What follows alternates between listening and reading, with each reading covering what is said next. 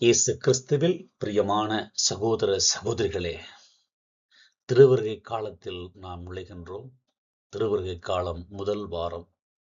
இந்த இறைவார்த்தை ஏசாயா தீர்க்கதரிசி 2:1-5, ரோமையர் 13:11-14, மத்தேயு நற்செய்தி 24:37-40.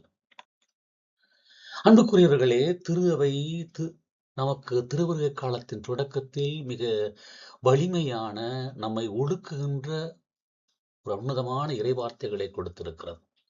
இந்த இறைவார்த்தைகளின் மைய கருத்து ஒன்றுதான்: விழித்திருங்கள், ஆயத்தமாயிருங்கள். விழித்திருக்கவும் ஆயத்தமாக இருக்கவும் நாம் அழைக்கப்படுகின்றோம். இறைவன் நமக்கு 2 வருகைகளை கொடுக்கிறார். ஒன்று, குழந்தை இயேசுவாக வந்து நம்மை மீட்பது. மற்றொன்று, மாட்சியோடு வந்து உலகை நிறைவு செய்வது. இந்த திருவருகை காலம் இந்த 2 வருகைகளையும் நாம் தயார் செய்ய நமக்கு அழைப்பு விடுக்கிறது. அமைதியின் தரிசனம் ஏசாயா தீர்க்கதரிசி 2ஆம் அதிகாரத்திலே படிக்கிறோம். வேற்றினத்தார் பலர் அங்கு வந்து சேர்ந்து, புறப்படுங்கள், ஆண்டவரின் மலைக்கு, யாக்கோபின் கடவுளின் கோவிலுக்கு போவோம். அவர் நம் வழிகளை நமக்கு கற்பிப்பார், நாமும் ஒரு பாதையில் நடப்போம் என்பார்கள். ஒரு இனத்திற்கு எதிராக மற்றொரு இனம் வாள் எடுக்காது, அவர்கள் இனி ஒருபோதும் போர் பயிற்சி பெற மாட்டார்கள் என்ற கடவுளுடைய வார்த்தை நமக்கு அழைப்பு கொடுக்கிறது. இறை தரிசனத்தினுடைய வெளிச்சம் இறைவாக்கின ஏசாவுக்கு ஒரு மகத்தான தரிசனம் கிடைக்கிறது. அது அமைதியாலும் நீதியாலும் நிறைந்த உலகத்தை பற்றியது. ஒரு நாள் கடவுளின் கோவில் எல்லா மலைகளுக்கு மேலாக உயர்த்தப்பட்டு மக்கள் அனைவரும் நீதியை கற்க அங்கே ஓடி வருவார்கள். போர்கள் முடிவுக்கு வரும், போர் கருவிகள் உளவு கருவிகளாக மாறும் என்கிற தீர்க்க தரிசனத்தை கொடுக்கிறார் கடவுள். இன்றைய உலகின் நிலை என்ன? இன்று வாழும் உலகம் எப்படி இருக்கிறது? சண்டைகள், சச்சரவுகள், ஈகோ என்கிற சொல்லக்கூடிய ஒரு பயங்கரமான ஒரு கேன்சர் நோய், பொறாமை குடும்பங்களுக்குள்ளும் அக்கம் பக்கத்திலும் நாடுகளுக்கு இடையிலும் அமைதி துளைந்து போயிருப்பதை நாம் பார்க்கிறோம். செய்தித்தாள்களை பார்த்தால் படபடக்க வைக்கிறது. அகில உலக போர்கள், இனி மோதல்கள், ஆயுத குவிப்புகள், எங்கும் அமைதி இல்லாத நிலை. செய்தித்தாள்களை பார்க்கிற போதெல்லாம் பயம்தான் நம்மை பற்றிக் கொள்கிறது. அதுவே நம்மில் ஆரம்பிக்கட்டும். ஏசாவில் தரிசனம் ஒரு எதிர்கால கனவு மட்டுமல்ல. யாக்கோபின் குடும்பத்தாரே வாருங்கள், நம் ஆண்டவரில் ஒளியில் நடப்போம் என்ற அழைப்பு நமக்கானது. அமைதி நம் வீட்டில், நம் மனதில், நம்முடைய அன்றாட உறவுகளில் இருந்தே தொடங்க வேண்டும். நான் இன்று சிறிய வாளை, அதாவது கோபம் வெறுப்பு என்கிற வாளை, கோபம் வெறுப்பு என்கிற வாளை கீழே வைத்தால் உலக அமைதி நான் ஒரு சிறு வித்தாகிடுவேன் என்கிற மைய கருத்தை நாம் உணர்ந்து கொள்வோம். விழிப்புணர்வுக்காக அழைக்கப்படுகிறோம். ரோமையருக்கு எழுதிய திருமுகத்திலே தூய பவுல் கூறுகிறார், இப்பொழுது நீங்கள் தூக்கத்திலிருந்து விழித்தெழிய வேண்டிய நேரம் வந்துவிட்டது. ஏனெனில் நான் முதலில் நம்பிக்கை கொண்ட போது இருந்ததை விட இப்பொழுது மீட்பு மிகவும் அண்மையில் உள்ளது. அடுத்த வார்த்தை பயன்படுத்தப்படுகிறது, இரவு முடிய போகிறது, பகல் அண்மையில் உள்ளது. ஆகவே நீங்கள் இருளின் செயல்களை களைந்துவிட்டு ஒளியின் செயல்களை ஆகிய கவசத்தை அணிந்து கொள்வோம் என்று அழைக்கின்றார். நாம் இருளின் செயல்களை களைந்து கொண்டு நாம் இறைவனுடைய பிள்ளைகளாக வாழ்வோம். தூக்கமும் விழிப்பும். பவுலுடைய 2 வகையான தூக்கத்தை பற்றி பேசுகிறார். அதாவது உடல் தூக்கம், நாம் இரவில் தூங்கி காலையில் விழிக்கிறோம். 2வது ஆன்மீக தூக்கம், பாவத்தில், அலட்சியத்தில், பொறுப்பற்ற நிலையில் நாம் இருப்பதுதான் ஆன்மீக தூக்கம். இது அதிகமாக நான் பார்ப்பது இந்த ஆன்மீக தூக்கம், பாவத்தில், அலட்சியத்தில், பொறுப்பற்ற நிலை இன்று அதிகமாக காணப்படுவதை நாம் பார்க்கிறோம். எனவே மீட்பின் அவசரம் என்ன? இரட்சகரின் வருகை நெருங்கிவிட்டது என்று பவுல் நமக்கு நினைவுறுத்துகிறார். அதாவது கிறிஸ்துவின் இறுதி வருகையாக இருக்கலாம், அல்லது நாம் ஒவ்வொருவரின் வாழ்வில் முடிவாக கூட இருக்கலாம். 2ல் எதுவானாலும் அது திடீரென்று வரும். அதற்காக தயாரிக்க வேண்டும். இருளின் செயல்களை களைய வேண்டும். நமது ஆன்மீக தூக்கத்திற்கு சான்றாக இருக்கும் சில இருளின் செயல்களை களைய வேண்டும். உதாரணமாக, ஒரு மாணவர் தேர்வு நெருங்கிய பின்னர் சமூக ஊடகங்களிலும் காலத்தை கழிப்பது, அல்லது பணியாளர் வேலையை தள்ளி போடுவது, இப்படி உடல் ரீதியான அலட்சியமோ அதே போலத்தான் நமது ஆன்மீக அலட்சியமும். ஒளியின் செயல்களை அணிந்து கொள்ள வேண்டும். களியாட்டம், குடிவெறி, கூடா ஒழுக்கம், சண்டை சச்சரவுகளை இருளின் செயல்களாக இருக்கிறது. ஒளியின் செயல்களை நமதாக்குவது கிறிஸ்துவை அணிந்து கொள்ள வேண்டும். அதாவது இயேசுவையே வாழ்ந்து, இயேசுவை போல வாழ்ந்து, அவரை போல பிறர் நேசித்து நீதியோடு வாழ வேண்டும்.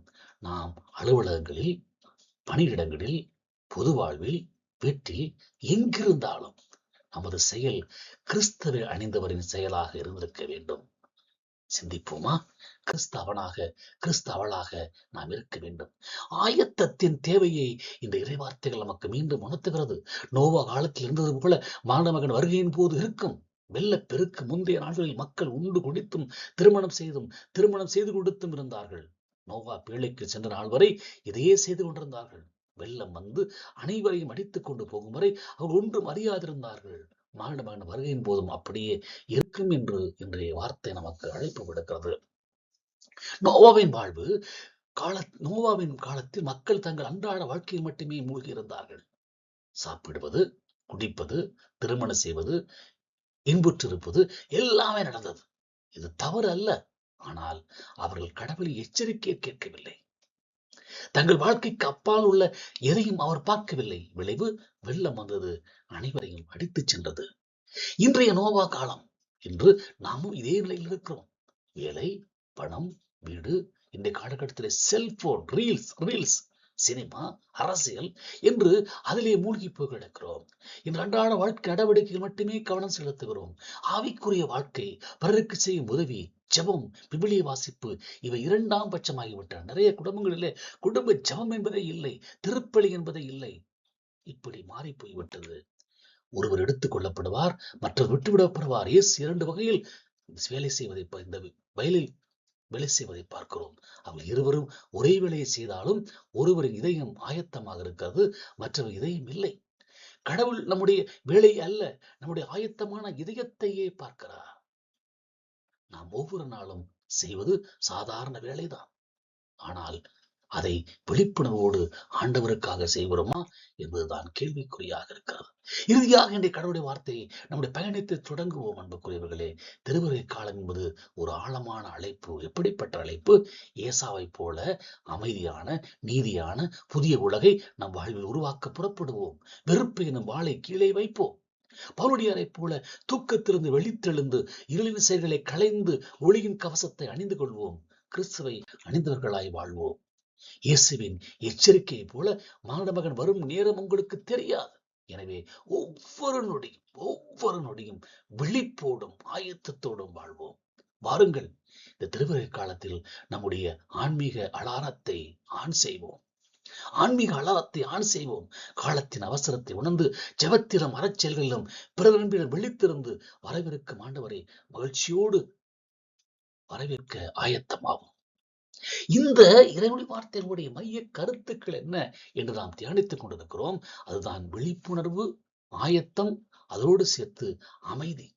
இந்த 3 வாசகங்களும் திருவருகை காலத்தின் அட்பன் ஞாயிற்றுக்கான அடிப்படை இறையியல் செய்தியை தருகிறது. அதாவது ஏசாயா தீர்க்கதரிசி முதலாவதாக அமைதியின் வாக்கு தத்துவம், ஒளி நடப்பதற்கான அழைப்பும் மைய கருத்து.